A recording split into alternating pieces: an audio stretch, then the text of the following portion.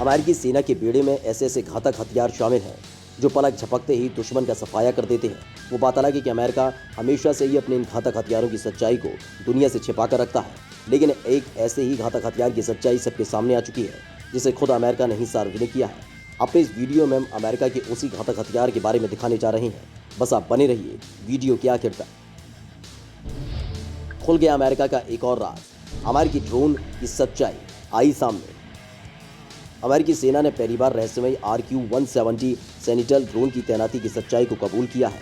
इस ड्रोन को अमेरिकी हथियार निर्माता कंपनी लॉकहीड मार्टिन के स्कंक वर्क्स ने स्टील्थ मानव रहित हवाई वाहन यानी UAV के रूप में विकसित किया था। अफगानिस्तान में अमेरिकी सेना ने इस घातक ड्रोन से मिली खुफिया जानकारी के जरिए तालिबान के ठिकानों पर इतने बम दागे थे कि इसे बीस्ट ऑफ कंदार का नाम दिया गया था। ये वही ड्रोन है जिसे साल 2011 में ईरान ने अपने कब्जे में ले लिया था। हालांकि अमेरिका ने कभी भी इस ड्रोन की मौजूदगी को लेकर आधिकारिक रूप से सच्चाई कबूल नहीं की थी। ऐसा पहली बार हुआ है कि अमेरिकी वायुसेना ने सार्वजनिक रूप से RQ-170 सेंटिनल ड्रोन की तैनाती का खुलासा किया है। अमेरिका की नेवादा में क्रीच एयरफोर्स बेस में वायुसेना की 432वीं विंग ने इस सप्ताह के शुरू में रहस्यमयी डेल्टा विंग के आकार के स्टील्थ ड्रोन की तैनाती का खुलासा किया। इसके अलावा एयर कॉम्बैट कमांड के कमांडर जनरल मार्क जेली और कमांड चीफ सार्जेंट डेविड वेड के क्रीच एयरफोर्स बेस के दौरे की जानकारी भी थी। आमतौर पर लॉकहीड मार्टिन के इस ड्रोन को लेकर बहुत कम जानकारी ही आधिकारिक रूप से मौजूद है। 2007 में पहली उड़ान भरने वाले इस ड्रोन के बारे में पहली बार खुलासा करीब 2 से 3 साल पहले हुआ था। क्रीच एयरफोर्स बेस पर तैनात अमेरिकी वायुसेना का 432वां विंग देश के अंदर ट्रेनिंग और दूसरे नॉन कॉम्बैट ऑपरेशन के साथ विदेशों में युद्ध का संचालन भी करता है। अमेरिका ने पिछले साल इस घातक ड्रोन को रोमानिया में 25वें अटैक ग्रुप के तौर पर तैनात किया था। इसके अलावा इस पूरे इलाके पर नजर रखने के लिए अमेरिका ने MQ-9 रीपर ड्रोन को भी तैनात किया हुआ है। कई घातक खूबियों से लबरेज अमेरिका का RQ-170 सेंटिनल ड्रोन।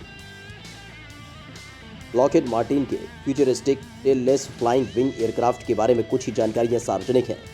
इसके नाम में जुड़े RQ से ये पता चलता है कि इसमें कोई भी हथियार नहीं लगा हुआ है।